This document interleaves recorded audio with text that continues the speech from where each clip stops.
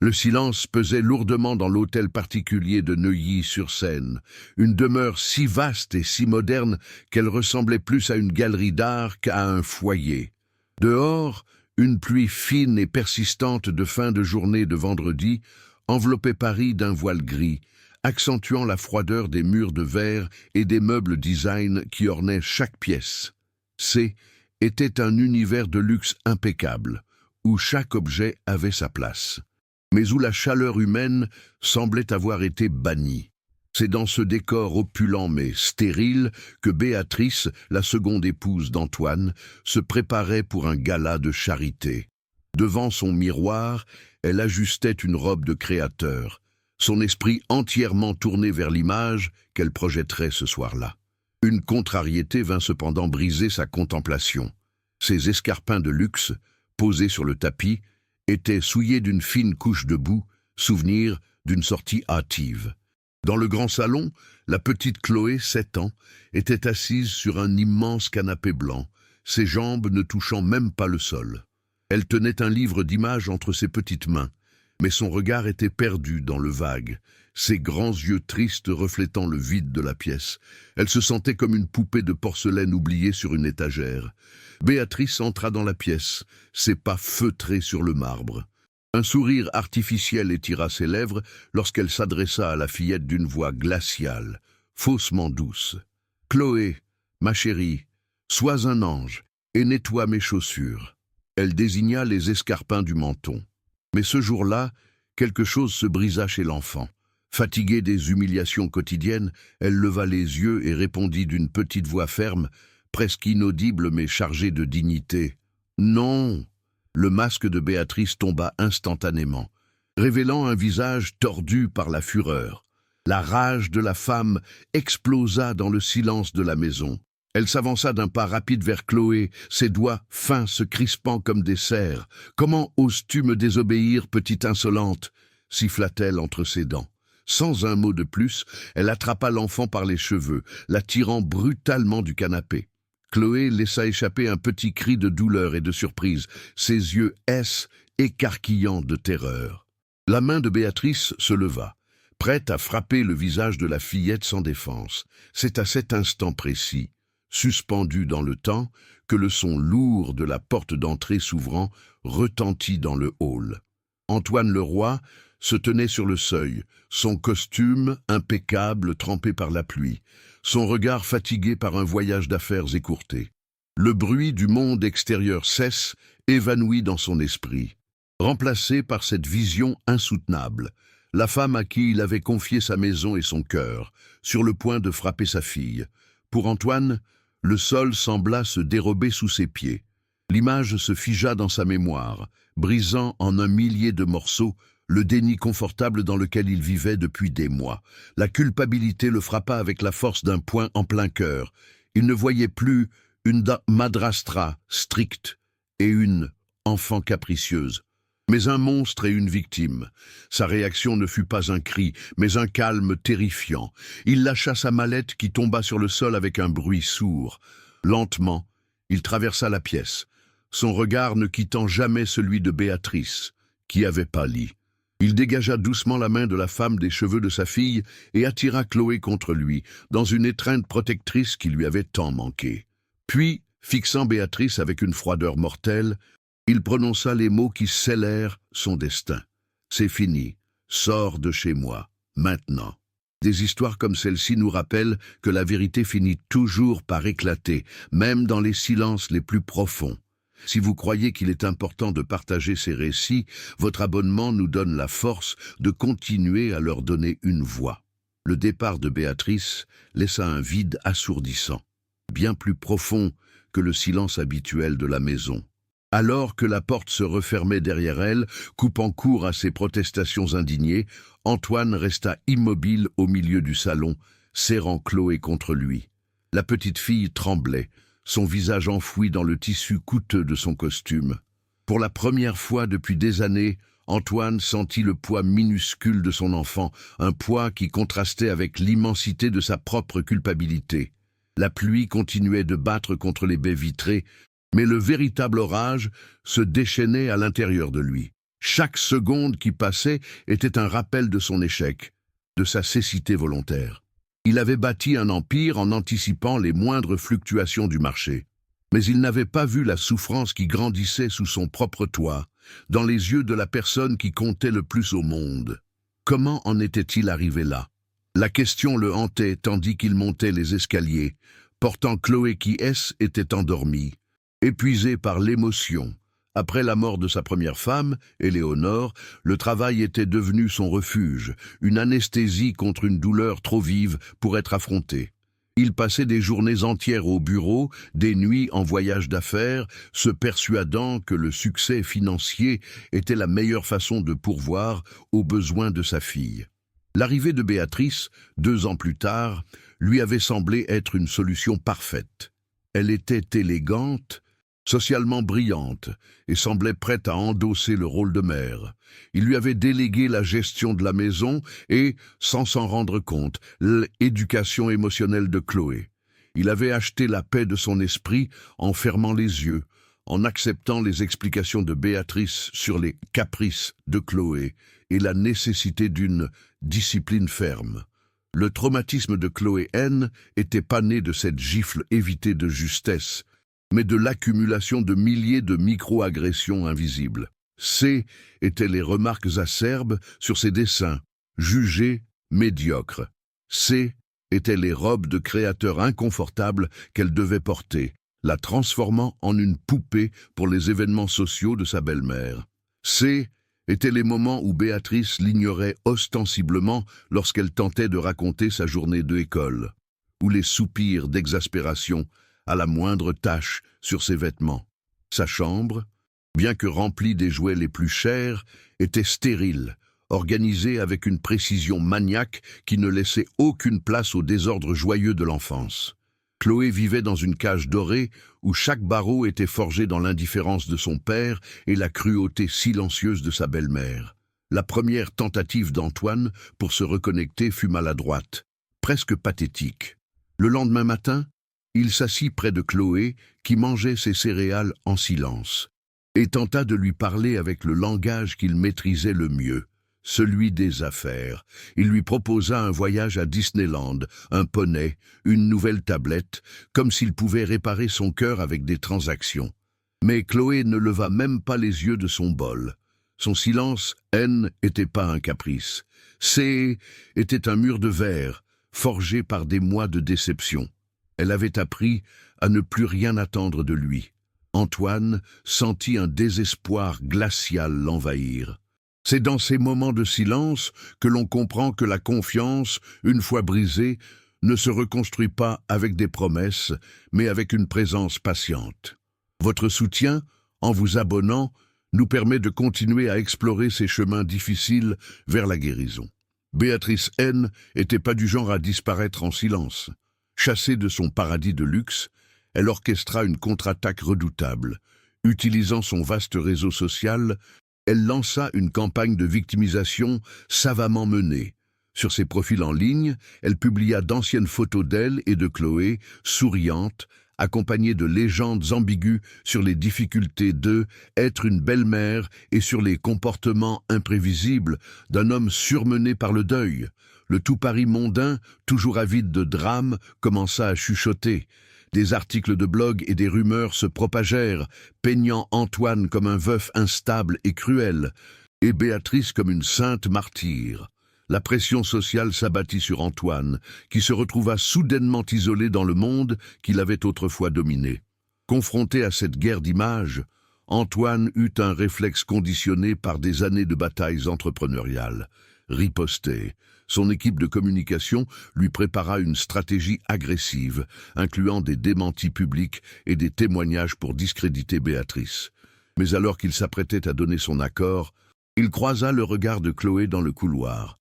Elle tenait un vieux lapin en peluche, le seul souvenir tangible de sa mère, et le regardait avec une peur muette. À cet instant, Antoine comprit que gagner cette bataille publique ne signifiait rien s'il perdait à nouveau sa fille. Il annula tout. Sa seule arène était désormais la chambre de Chloé. Son seul objectif était de regagner sa confiance. Le monde extérieur pouvait bien penser ce qu'il voulait. Sa priorité absolue était de reconstruire le foyer qu'il avait laissé se briser. Les nuits devinrent le théâtre des peurs de Chloé. Des cauchemars la réveillaient en hurlant, des visions de Béatrice, le visage déformé par la colère, la main levée. Antoine accourait à son chevet, le cœur serré par l'impuissance. Il la prenait dans ses bras, lui murmurait des mots apaisants, mais les terreurs de la petite fille étaient trop profondes pour être calmées par de simples paroles. Il passait des heures assis sur le bord de son lit, la regardant dormir d'un sommeil agité, se demandant comment il avait pu ignorer les signes.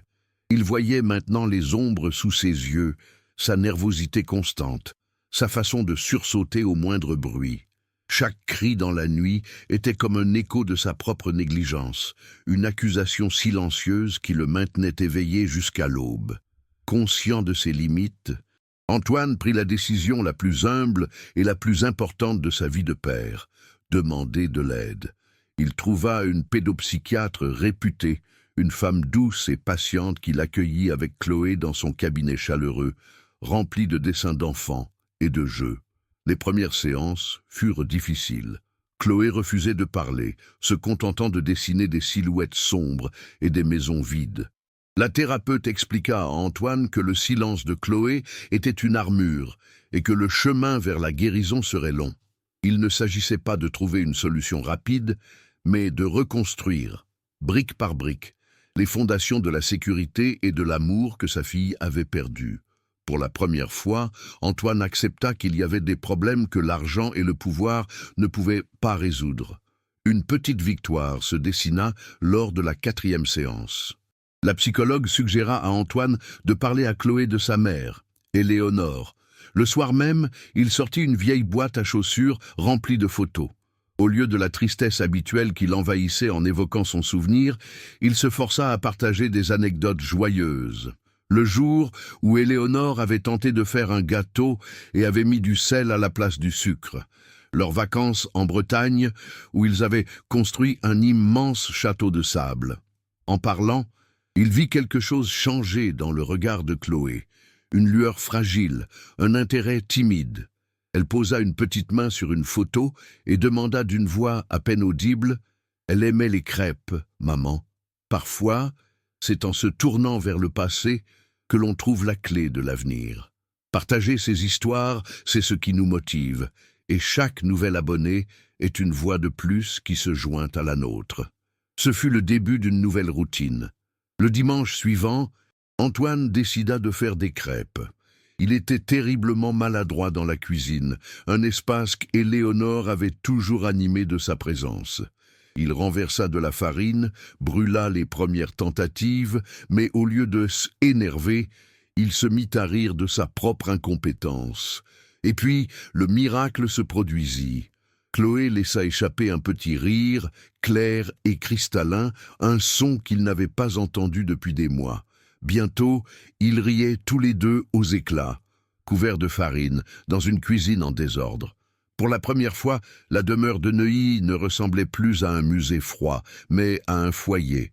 C était un désordre imparfait, chaotique, mais vivant. C était le son de la guérison.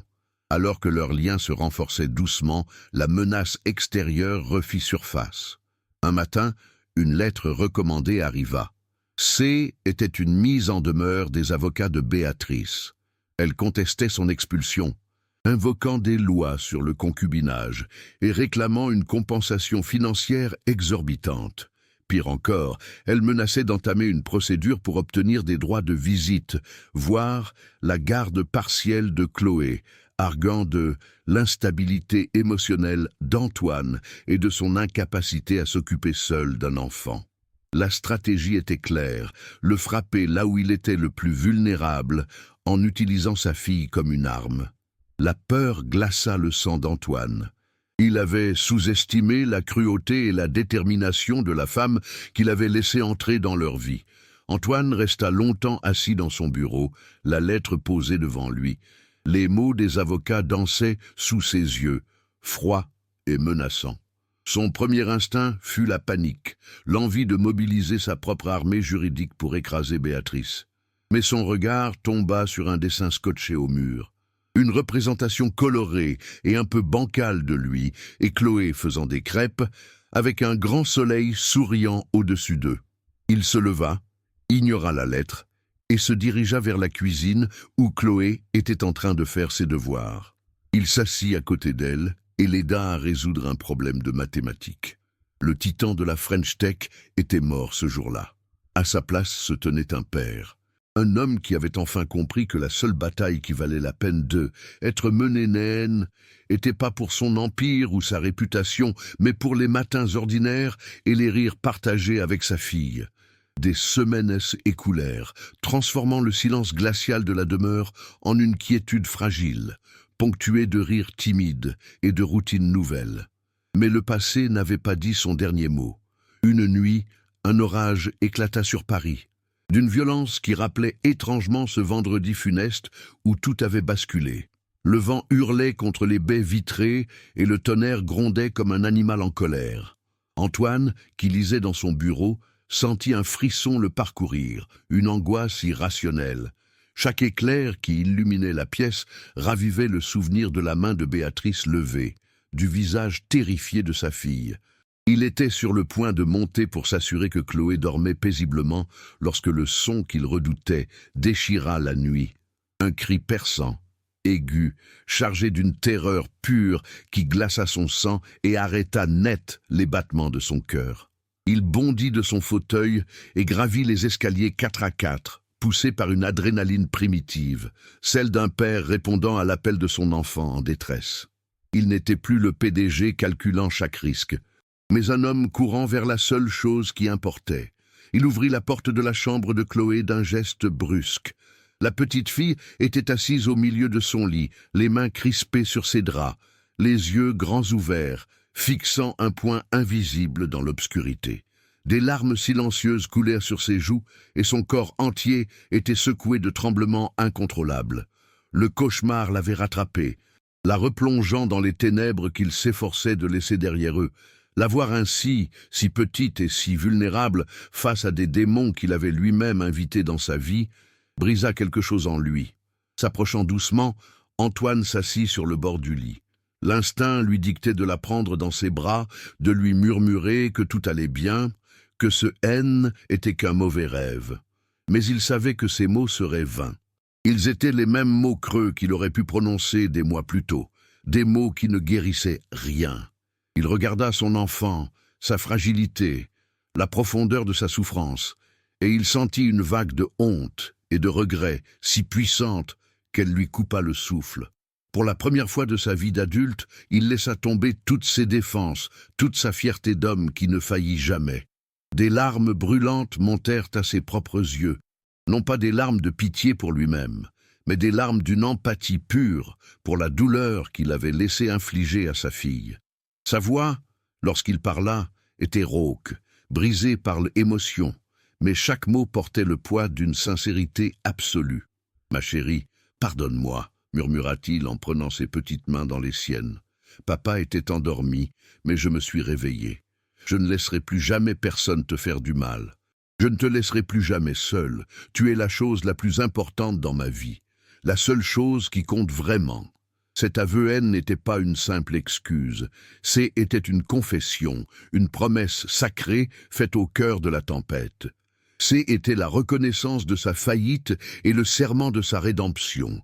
En prononçant ces mots, il ne s'adressait pas seulement à Chloé, mais aussi à lui-même, scellant un pacte indéfectible avec la personne qu'il devait devenir pour elle.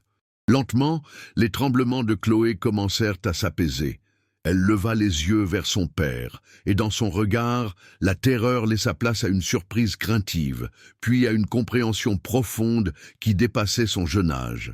Elle voyait sa vulnérabilité, ses larmes, sa vérité. Sans un mot, elle lâcha les draps et se jeta dans ses bras, l'enlaçant avec toute la force de ses 7 ans. Antoine la serra contre lui, sentant le petit corps de sa fille se détendre enfin. Son souffle se régularisait contre son torse. Dehors, l'orage continuait de faire rage, mais dans cette chambre, au milieu de la nuit, un calme infini était installé. Ce haine n'était pas seulement une étreinte pour chasser un cauchemar. était le moment où la confiance, brisée et fragile, était reforgée, plus solide et plus précieuse que jamais. La guérison venait de commencer. L'orage de cette nuit-là n'avait pas seulement lavé les rues de Paris, il avait purifié l'âme d'Antoine. Les jours qui suivirent furent marqués par une série de décisions radicales qui stupéfièrent le monde des affaires. Le titan de la French Tech vendit une part majoritaire de son entreprise, renonçant au contrôle absolu pour une chose bien plus précieuse, le temps. L'hôtel particulier de Neuilly, autrefois un mausolée de design froid, se métamorphosa. Les murs de verre, jadis miroirs d'une solitude opulente, se couvrirent des dessins colorés de Chloé. L'odeur aseptisée du neuf fut remplacée par celle des gâteaux brûlés et des crêpes réussies. Le silence fut chassé par les rires de la fillette, des notes de piano maladroites et les discussions animées sur les devoirs. Antoine avait compris que la plus grande de ses acquisitions ne serait jamais une start-up, mais chaque instant passé à voir sa fille redevenir une enfant. Cette transformation intime engendra une réflexion plus large. En regardant Chloé s'épanouir, Antoine ne pouvait s'empêcher de penser à tous les autres enfants qui, comme elle, vivaient leur souffrance derrière les façades impeccables de foyers privilégiés. Il comprit que la négligence émotionnelle et l'abus psychologique n'étaient pas l'apanage de la pauvreté. Ils prospéraient aussi dans le silence feutré du luxe, là où l'image prime sur l'humain. Sa culpabilité personnelle se mua en une mission, un désir impérieux de transformer sa douleur en une force pour les autres. Il ne voulait plus construire des empires financiers, mais des ponts pour les enfants isolés, leur offrir une voie là où on leur imposait le silence. L'homme qui avait passé sa vie à anticiper les marchés voulait désormais anticiper les drames invisibles et offrir une lueur d'espoir dans l'obscurité. Ainsi naquit la fondation Le Sourire d'Éléonore, un hommage à sa première femme et une promesse pour l'avenir de sa fille. L'organisation ne se contentait pas de dons de charité. Antoine y injecta son savoir-faire stratégique pour créer une structure redoutable et efficace. Elle offrait une assistance juridique discrète, mais puissante aux tuteurs voulant protéger un enfant, ainsi qu'un soutien psychologique gratuit et accessible, dispensé par les meilleurs spécialistes. La Fondation ciblait spécifiquement ce paradoxe des milieux aisés, des enfants entourés de tout le confort matériel, mais privés de l'essentiel. Ce N n'était pas une vengeance contre Béatrice, mais une réponse constructive. Sa justice n'était pas dans la destruction de son ennemi, mais dans la construction d'un refuge pour d'innombrables Chloé, qui attendaient qu'un adulte, enfin, se réveille. 5 ans plus tard, sur l'estrade d'un nouveau centre d'accueil inauguré par la Fondation, Antoine regardait Chloé, devenue une préadolescente lumineuse et pleine d'assurance, couper le ruban symbolique. Leurs regards se croisèrent, un échange silencieux empli de complicité et d'un amour indestructible. La demeure de Neuilly était devenue un vrai foyer, et l'empire d'Antoine n'était plus fait de chiffres, mais de vies changées.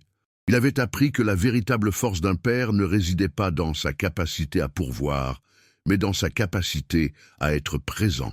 Leur histoire, née d'une douleur immense, était devenue un phare d'espoir pour tant d'autres. C'est pour continuer à éclairer ces chemins difficiles que nous partageons ces récits, et chaque nouvel abonnement nous aide à faire en sorte que ces voix ne éteignent jamais.